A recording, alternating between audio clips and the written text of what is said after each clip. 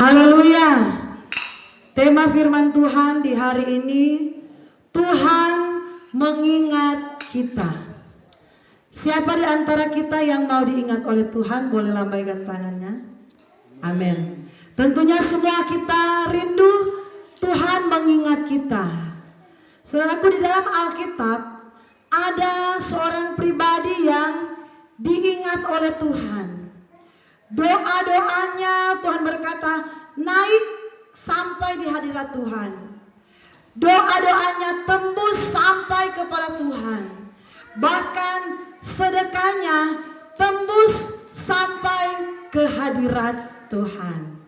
Saudaraku, ternyata ada sesuatu alasan yang membuat Tuhan sampai mengingat kita. Amin.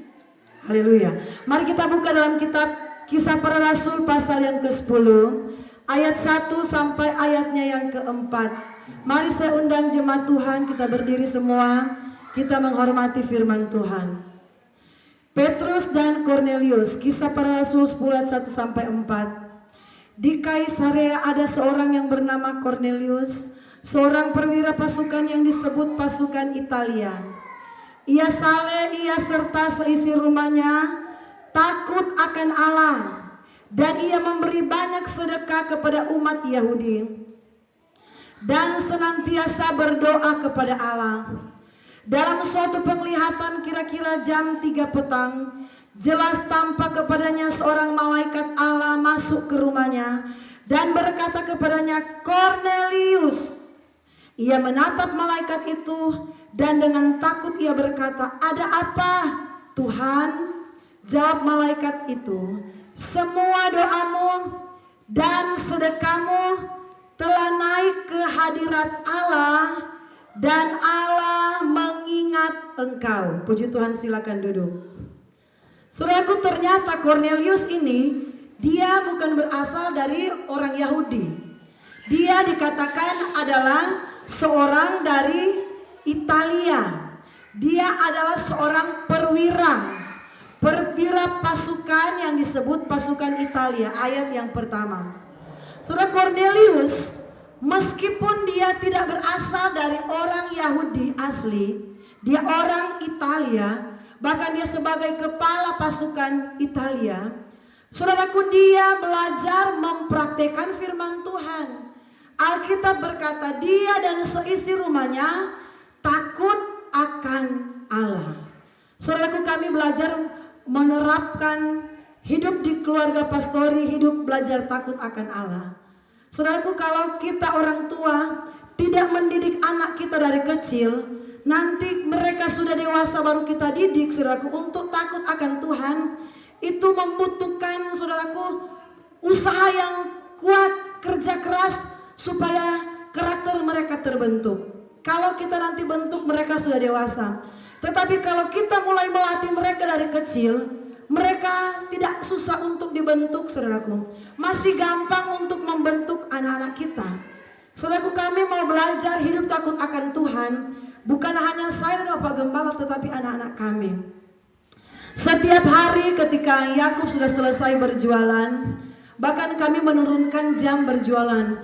Biasa tutup lat, kami bilang cepat tutup jualan kios supaya kalian semua ada waktu untuk beston. Jadi saudaraku, mereka kami latih berdoa, mereka sendiri berdoa. Yakub, Salomo, saudaraku, Ecun, Yabes dan Yosi, mereka datang di samping sini ada tempat doa kami, sudah alas karpet, saudaraku, berdoa di sana. Jadi mereka menyanyi, dorong tanya, "Mak, mau nyanyi berapa lagu?" Terserah. Kalau kalian rasa betah mau menyanyi banyak lagu, nyanyi terus, menyembah, baru satu-satu orang bergilir berdoa. Saya bilang sampai di Yosi, tunjuk dia berdoa. Jadi doa pertama Salomo, turun di adiknya Yakub, Ecun, Yabes dan Yosi. Walaupun saudaraku Yosi, kalau kami lagi beston, Yakub berdoa, udah. Ecun, habis itu Yosi berdoa, amin. Kami tidak masalah, yang penting dia sudah dilatih dulu. Saudaraku, anak-anak yang seperti itu perlu kita latih untuk hidup takut akan Tuhan.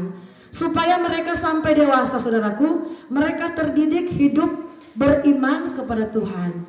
Saudaraku Yabes, kalau dia lihat sesuatu yang baik, dia lihat di YouTube, dia lihat, saudaraku, dia suka lihat nonton lagu rohani yang pakai musik lengkap. Dia lihat, drumnya keren, dia bilang, drumnya bagus, bagus sekali katanya. Saya bilang, Yabes suka. Iyo, Yabes mau, suka. Yabes berdoa dulu supaya Tuhan kasih orang pe gereja ada drum yang keren seperti yang Yabes lihat di YouTube. Oh iya Yabes berdoa. Sudah saudaraku, dia langsung berdoa.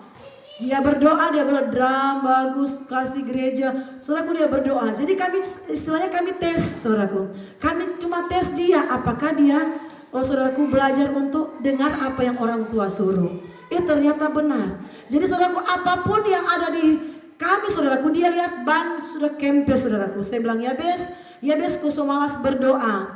Kamu sudah jarang berdoa itu ban. Lihat ini ban sudah benjol, semua pecah. Yabes berdoa dulu. Pergi doakan itu ban-ban di mobil. Saudaraku, kami di belakang, kami cuma mengintip dari pintu. Kami lihat saudaraku, dia tumpang tangan itu ban-ban, saudaraku, ban-bannya mobil.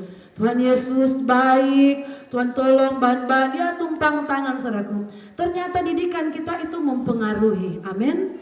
Cornelius, dia bukan hanya kepala pasukan. Kepala pasukan itu sibuk, banyak tugas, banyak hal-hal yang dia harus kerjakan. Tetapi dia mendidik satu keluarganya untuk hidup takut akan Tuhan, saudaraku. Ayat yang ke-10, ayat yang pertama, pasal 10.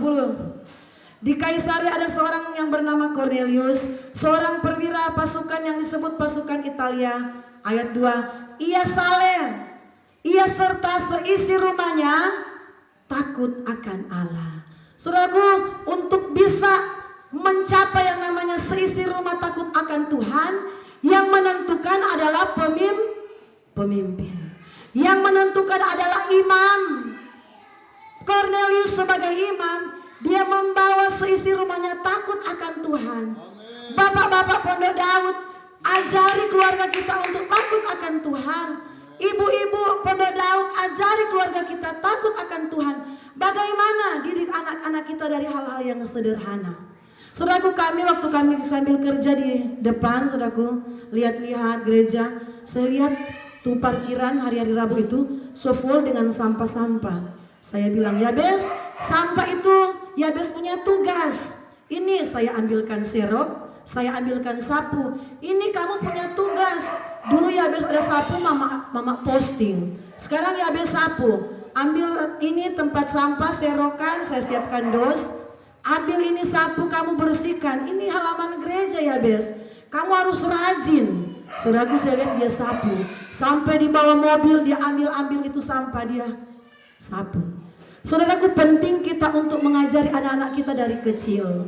Kalau tidak ajari dari kecil, nanti kita berkata, mereka kan belum mengerti, mereka kan masih kecil. Nanti diajari kalau sudah remaja. Kadang-kala kalau sudah remaja, sudah susah untuk dibentuk, saudaraku. Amin. Sudah susah, karena mereka, saya tidak biasa, dari kecil mama tidak kasih biasa, papa tidak ajarkan. Jadi ketika mereka sudah mulai besar, susah, saudaraku, untuk mereka terbiasa. Ecun, saudaraku, kalau dia sudah pegang HP, saya sudah tanya, Ecun, kamu sudah baca Alkitab kah belum? Belum, Mak. Lepas HP, ambil Alkitab, baca Alkitab. Kami belajar mendisiplinkan mereka. Ecun, kamu lihat, piring di dapur itu banyak, cepat cuci piring. Bukannya saya tidak bisa kerja, saudaraku, saya bisa.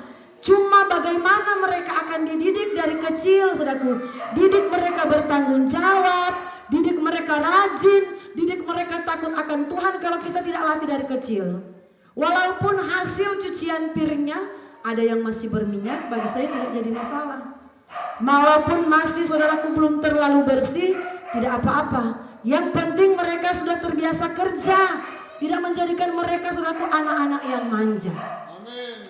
Cornelius ayat 2, ia seisi rumahnya takut akan Allah, ia memberi banyak sedekah kepada umat Yahudi dan senantiasa berdoa kepada Allah. Saudaraku, satu alasan Tuhan mengingat hidup kita, yaitu kita suka berdoa. Puji Tuhan, berikan tepuk tangan bagi pendoa syafaat Pondok Daud. Haleluya. Saya percaya saudara yang menjadi pendoa syafaat, saudara yang suka berdoa di rumah masing-masing, saudara akan diingat Tuhan. Cornelius, dia diingat Tuhan, saudaraku, karena salah satu faktornya, salah satu alasannya, dia senantiasa berdoa. Senantiasa berarti doa yang berkelanjutan, doa yang berkesinambungan, tidak putus-putus. Saudaraku, kalau kita masuk dalam doa syafaat, yang menjadikan pelayanan Pondok Daud itu kuat adalah tim doa. Yang membuat urapan Tuhan mengalir adalah tim doa.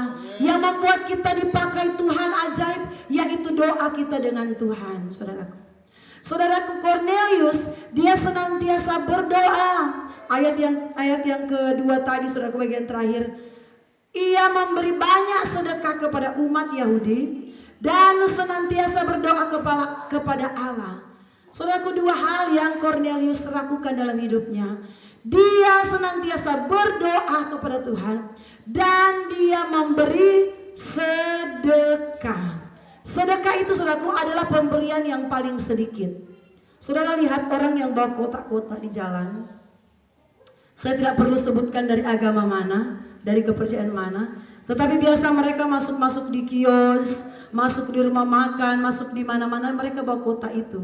Ditulis kotak sedekah. Saudaraku, Cornelius, dia taat, dia banyak memberikan sedekah, saudaraku. Kalau kita mau melihat Allah mengingat kita, Tuhan ingat doa-doa kita, Tuhan menjawab doa-doa kita, banyaklah memberi sedekah. Sedekah artinya apa? Pemberian yang paling kecil. Kalau pemberian yang paling kecil, pasti semua orang Kristen bisa. Tidak ada orang Kristen yang tidak bisa memberi sedekah.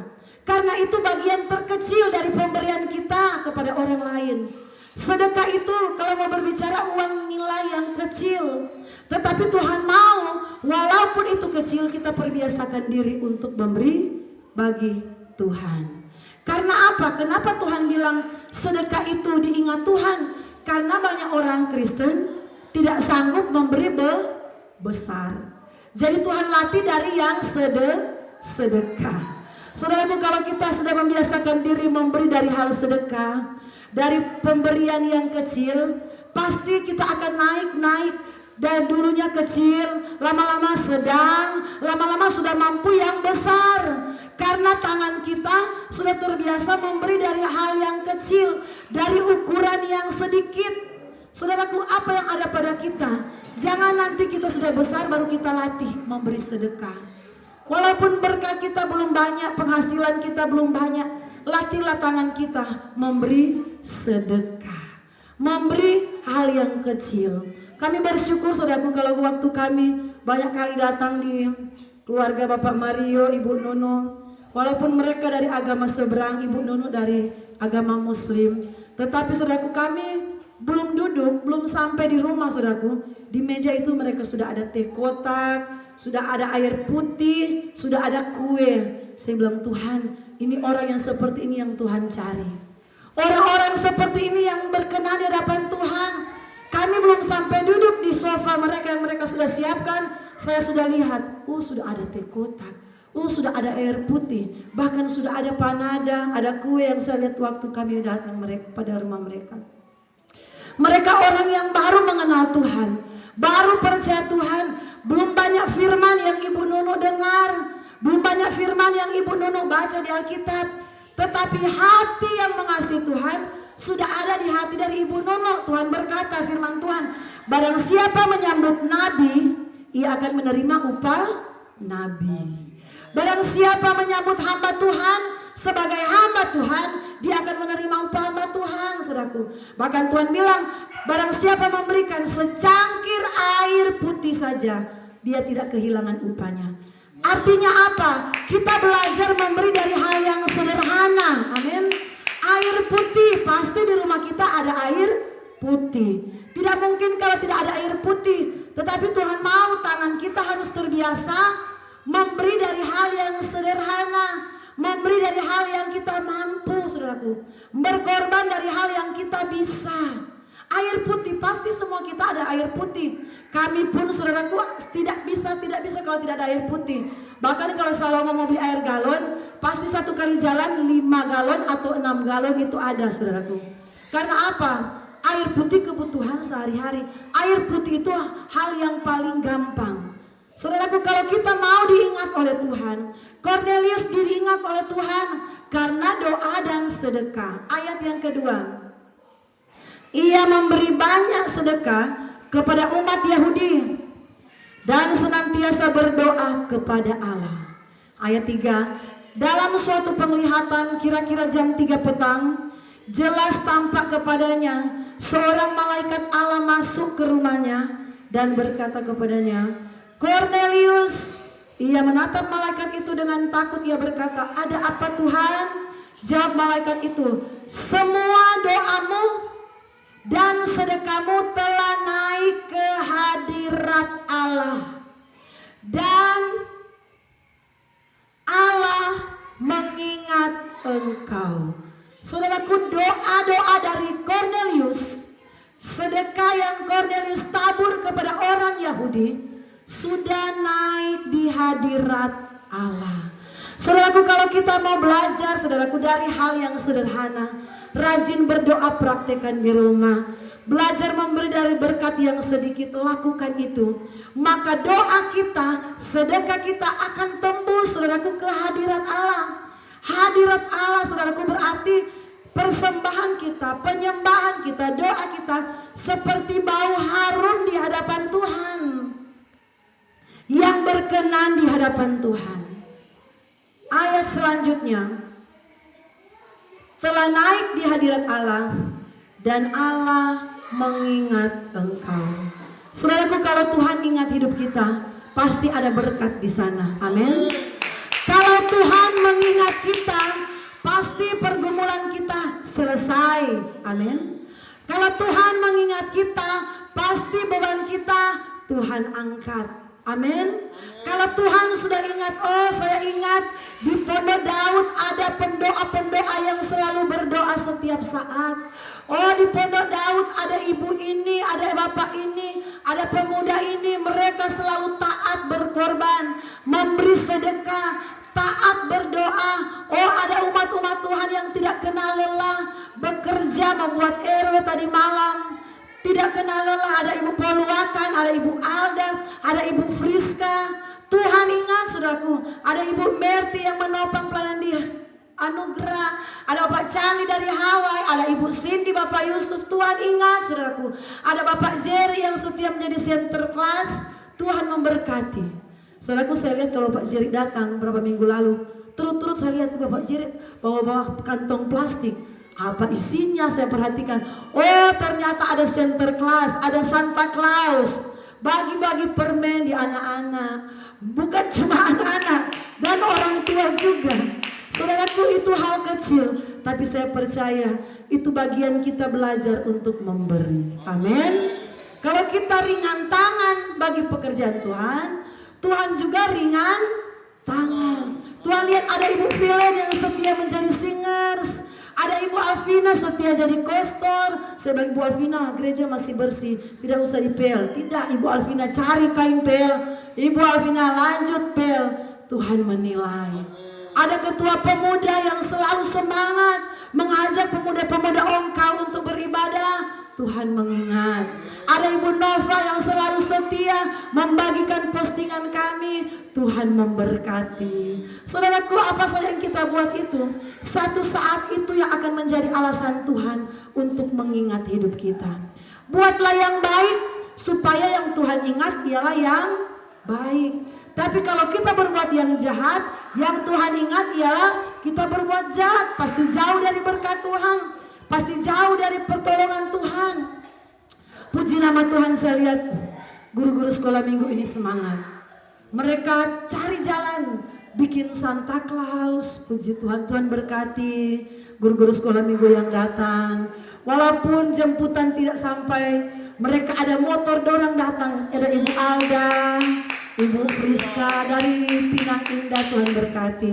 Jadi jemaat Tuhan yang belum daftar center class Santa Claus khusus Pondok Daud ada diskon, saudaraku. Bapak Gembala juga belum mendaftar, tetapi mau mendaftar.